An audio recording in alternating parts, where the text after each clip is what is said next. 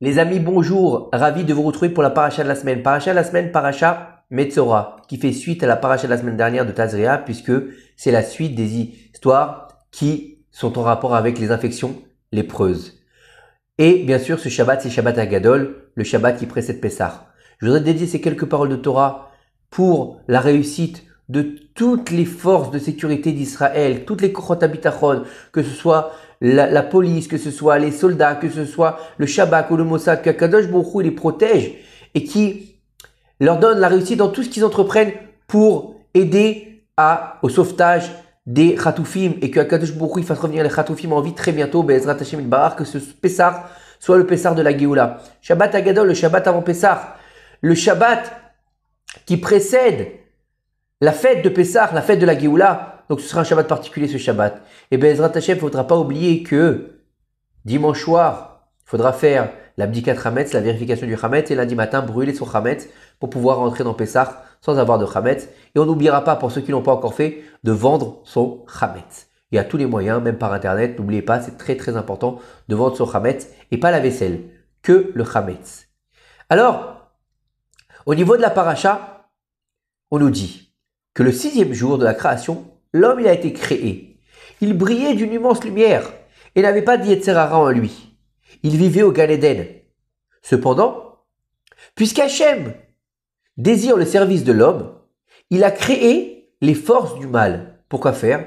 Pour le tester. Et il lui a interdit de consommer du fruit de l'arbre de la connaissance du bien et du mal. Les forces du mal ont voulu sortir de leur confinement et conquérir plus de territoire en élargissant les frontières de l'impureté dans le monde. C'est à cet instant qu'elles ont pris possession du serpent pour assouvir leur noir dessein. Le Midrash y rapporte que le serpent original, il parlait comme un humain. Et comme Adam et Chava ne voulaient pas manger de l'arbre de la connaissance du bien et du mal, qu'est-ce qu'a fait le serpent? Il a commencé à faire du Lashon Hara sur Akadosh Baruch Hu. Il a dit à Chava, Hachem a mangé de l'arbre de la connaissance. Et en fait, il a créé le monde après. Et il ne veut pas que vous mangiez de cet arbre pour ne pas que vous puissiez vous aussi créer un autre monde. Chava a fini par céder aux paroles de médisance du serpent. Puis Adam et Chava ont mangé du fruit de l'arbre. Et à ce moment-là, les forces du mal sont sorties de leur enfermement et ont conquis de nouveaux territoires hors des limites de la sainteté. Adam et Chava se sont empressés de trouver un endroit où se cacher car ils étaient nus. Akadosh Baruch Hu leur a alors parlé et leur a expliqué des dommages causés par leurs actions. Quant au serpent, il a été puni par une lèpre éternelle et était banni des frontières de la sainteté pour toujours. Adam et Chava ont été punis de plusieurs malédictions et leur corps, qui avant la faute brillait d'une lumière divine intense et sublime, ont été recouverts de la peau du serpent, imprégnés de son désir de pouvoir, de ses convoitises et de ses mauvaises vertus. Rav Yoram de mémoire béni va nous dire que nous sommes constamment mis à l'épreuve par le Yetzer Hara. Comme le Saint Zohar le rapporte, notre peau d'aujourd'hui est la peau du serpent de la faute originelle. On parle bien de la peau qui nous recouvre le corps, bien sûr. Depuis ce jour, depuis ce moment où le serpent il a contaminé Chava, les 3 clipotes, les 3 écorces du mal, se sont formées en chacun de nous. La clipa du serpent qui provoque la convoitise pour les femmes, la clipa de l'âne qui provoque la convoitise de la matérialité et de la paresse. L'âne ne sourit jamais parce qu'il est constamment immergé dans la matérialité, diminuant sa force. Et la 3e, c'est la clipa du taureau qui provoque la soif des richesses, du contrôle et du pouvoir. Par conséquent, le mot Nachash, Nun, Chet, Shin, donc serpent, est un acronyme pour Nachash, donc le Nun, Chamor, le Chet, et Shin, le Shor, serpent, âne et taureau. Ces 3 clipotes, donc dans le mot Nachash, on a le Nun, ça fait écho au Nachash, le Chet de Nachash, c'est le Chamor, et le Shin de Nachash, c'est le taureau. Pour nous faire comprendre que ces 3 clipotes sont dans le serpent. Ces 3 clipotes sont très nocifs. Il faut être très très vigilant pour qu'elles ne viennent pas à briser notre service divin. Une personne assujettie à ces clipotes aura beaucoup de difficultés à se sanctifier et à réaliser son service divin. Elle aura l'impression d'être complètement perdue. Suite au péché d'Adam Arishon, sa peau éclatante a été recouverte de peau de serpent. Et par l'oppression et l'épuisement du peuple d'Israël, esclave en Égypte, les Égyptiens ont extrait cette contamination. Rabbi Meir Horowitz, le rabbi de Tzikover, écrit qu'il y a 10 pouvoirs dans l'âme de chaque juif et que la contamination du serpent les a tous obscurcis. Il a été décrété sur le peuple d'Israël d'être réduit en esclavage en Égypte pendant 400 ans, qui est la valeur numérique de quoi? Du mot Metzora, Metzora la lèpre, de la paracha de cette semaine, afin de purifier la peau du serpent qui couvrait leur corps. Pourquoi? Parce que le serpent est affligé de lèpre. Bien sûr, on n'est pas lépreux, on n'a pas une peau qui ressemble à la peau du serpent.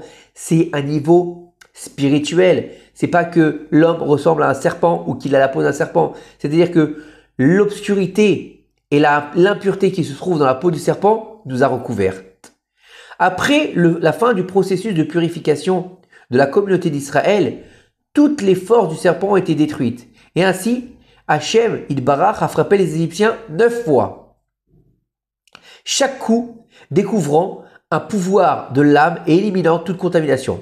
Comment ça s'est passé? Puisqu'on a dit qu'on avait 10 niveaux dans le corps de chaque juif. Cela s'est terminé par quoi? Par la plaie des ténèbres. Après la plaie des ténèbres, Moshe Rabbeinu s'est rapproché, donc on parle de 9 fois là, s'est rapproché des enfants d'Israël et leur a dit, ce Shabbat à venir, choisissez Mishrou et prenez chacun lachem ou krou, du menu bétail pour vos familles et égorgez-le comme sacrifice de Pessah. Sachez que dans 4 jours, Akadosh Baruch Hu descendra en Égypte et frappera tous les premiers-nés égyptiens à ce moment-là. Une sublime et sainte lumière de renouveau se révélera. Et par la puissance de cette grande révélation, donc le 10e coup qui fait écho au 10e niveau, et par la puissance de cette grande révélation de sainteté, la plus grande force du mal, la tête du serpent, se rendra. Et toutes les contaminations de la peau du serpent sera transmise aux Égyptiens. Ceci est sous-entendu comment? Par les mots lachem ou krou, qui ont ensemble la valeur numérique de 210, qui est le nombre exact et réel du nombre d'années que les enfants d'Israël ont vécu en Égypte. Le mot Mishrou fait allusion à l'offrande de Pessah qu'ils ont exécutée un par un après 210 ans d'exil en Égypte. Et par cet acte, ils ont fait la réparation pour le Techivia Mishka. C'est quoi? C'est la peau du serpent. Donc on voit que l'Égypte n'a pas seulement été là pour réaliser le brit de Ben Avetarim qu'il y a eu avec Abraham Avinu, que Dieu lui a dit « et tes descendants seront étrangers en terre étrangère ». Non, il a été là aussi pour casser ces écorces d'impureté par le travail qu'on a fait en Égypte, de se retrouver en Égypte. D'ailleurs, regardez bien l'Égypte. Le symbole de Pharaon, c'était le serpent. Donc il fallait aller détruire le serpent à sa racine. Ainsi, nous constatons que lors de ce Shabbat, donc Shabbat Agadol, la préparation pour frapper la tête du serpent avait commencé. Et chaque année, en ce Shabbat, cette même lumière sublime revient et se révèle. Et donc, il se nomme Shabbat Agadol, le grand Shabbat, car par le biais de la lumière qu'il diffuse, nous frappons les plus grandes forces du mal. Lorsque le peuple d'Israël a quitté l'Égypte, Hachem lui a ensuite transmis les commandements concernant les différents sacrifices. C'est bien. Akadosh Baruch Hu, il voulait pas avoir des sacrifices pour avoir de la viande. Akadosh Baruch Hu ne mange pas. En faisant les sacrifices, il voulait en fait étendre les limites de la sainteté dans le monde. C'est pourquoi il a ordonné aux enfants d'Israël d'offrir des offrandes animales chai et végétales tzomeach, mettant ainsi en œuvre la sainteté dans toute la création. Pourquoi dans toute la création? Parce que la création, elle est faite de différents niveaux. Comment? On va avoir l'inerte, comme les, les pierres, etc., les minéraux. On va avoir le végétal et l'animal. Et bien sûr, après ça, on aura l'homme. Mais il a fallu étendre, puisque c'est l'homme qui va amener le korban, sur les corbanotes qui vont être animales ou végétales. D'accord? Et bien sûr, on sait que tout ça est extrait de la terre. Donc, on va pouvoir faire une réparation totale et étendre les limites de la sainteté sur toute la terre. Le Rav Yoram Zichron Livracha, il rapporte que lorsque Adam Rishon a péché, en plus de son auto-déclin, il a également fait tomber la totalité de la création, l'inanimé, le domem, le végétal, le tsomeach, et l'animal, le chai, ainsi que les 4 éléments dont tout est composé, le vent, le feu, l'eau et la terre. Puisque tout ça a été enclin de sainteté. En les faisant, en fautant, il a fait tomber le niveau de la création. Pourquoi? Parce que toute la création a été faite pour l'homme. Donc si l'homme ne se comporte pas bien, il emmène avec lui le reste de la création. Comme on l'a vu à l'époque du déluge. Pourquoi est-ce que le monde a été détruit? Parce que l'homme avait tellement sali et tellement impurifié le monde qu'il a fallu faire en sorte que le monde soit détruit pour lui rendre sa pureté. Et en sacrifiant les sacrifices sur l'autel, toute la création a reçu son tikkun. La terre comment? Par l'autel lui-même, sur lequel le sacrifice était offert. Car l'autel était fait de terre. Comme il est écrit, tu me feras pour moi un autel de terre sur lequel tu sacrifieras les holocaustes. L'eau, à travers la cérémonie de Nisou Hamaim, le versement de l'eau sur l'autel pendant la fête de Sukkot. Le vent, à travers la colonne de fumée qui montait de l'autel sans être dérangée par le vent. Le feu, à travers le feu continu qui brûlait sur l'autel. Comme tous les éléments ont été réparés à travers un sacrifice, il en était de même pour l'inanimé, le végétal et l'animal. L'animal par le sacrifice des animaux, le taureau, le mouton, la colombe qui est emmené en sacrifice. Le végétal, à travers la nourriture mangée par les sacrifices qui dérivent du végétal. D'accord? Bah oui, la vache, elle mange de l'herbe, etc. Et aussi, à travers le yaïn nisour, le versement du vin que les Kohanim versaient sur l'autel tous les jours. Le vin, bien sûr, c'est du végétal puisque ça vient de la vigne, des raisins. Et de l'offrande du mincha, qui est composé de fines fleurs de farine, d'huile d'olive et d'épices d'encens. Donc c'est quoi tout ça si c'est pas du végétal?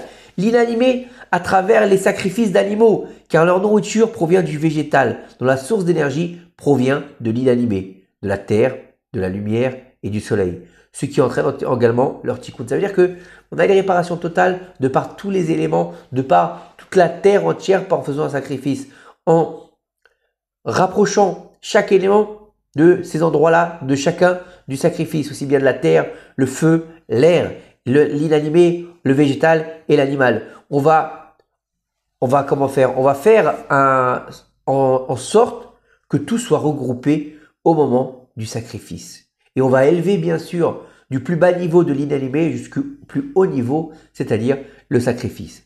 Et le dernier maillon de la chaîne dont on n'a pas parlé, celui qui s'appelle le Médaber, c'est l'être humain.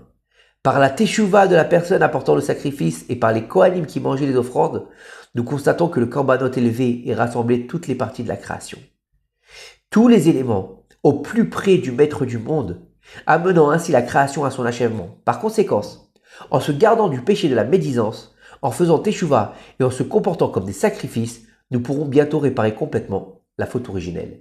Alors attention, quand on dit de se comporter comme des sacrifices, c'est pas qu'il faut aller prendre un couteau et s'ouvrir la gorge. Non, ça c'est pas ça que la Torah nous demande. C'est-à-dire d'avoir l'humilité, de venir apporter son sacrifice en sachant qu'il y a un créateur et qu'on est assujetti à ce créateur et que nous sommes que des créations et que on fait partie de cette chaîne aussi de l'inanimé, du végétal, de l'animal puisqu'on est la plus haute qui s'appelle le Médaber. Mais quelque part, on fait partie de cette chaîne. Quelque part, on est dans ce rouage de la vie, de la création. Et au-dessus de tout ça, il y a Kadosh Baruch Hu. Et quand on va venir faire notre sacrifice, on va penser que, normalement, le korban qui est amené et qui va être sacrifié, c'est moi qui devais être sacrifié. Donc j'ai l'humilité de savoir que grâce à Dieu, grâce à sa miséricorde, je ne vais pas être sacrifié et c'est le mouton ou la vache qui va être sacrifié à ma place. D'accord? On a vu que par rapport à la lèpre, on devait amener des oiseaux. Les oiseaux. Les oiseaux, pourquoi les oiseaux? Parce que celui qui a fait du Lachon Hara, il a piaillé comme un oiseau. Et comme l'oiseau vole et piaille au gré du vent, et ben ses paroles sont parties au gré du vent et elles ne reviendront pas. Tout ce que fait Akadosh Baruch Hu, c'est de vous faire prendre conscience que il nous a donné les moyens de le servir. Il nous a donné les moyens d'avoir une lumière totale et divine. À nous de l'utiliser, non pas pour les forces obscures comme l'a fait le serpent, mais pour diffuser le message divin au monde entier et d'être le phare des nations du monde. Et un phare, qu'est-ce qu'on fait avec? On éclaire. Il faut éclairer. Mais pas éclairer les boîtes de nuit, pas éclairer la saleté, pas éclairer comment dire, la pourriture, éclairer le monde d'une lumière intense et divine pour faire venir le Mashiach. Bimera Bienvenue. Amen. Que ces quelques paroles de Torah nous aident à faire venir le Mashiach de nos jours et que, comme il est écrit, en Nissan nous avons été libérés, en Nissan nous serons libérés à la fin des temps. C'est maintenant. Mais pour ça, il faut que chacun de nous soit une lumière pour le phare d'Israël. Shabbat, Shalom, Bevorach. À très bientôt.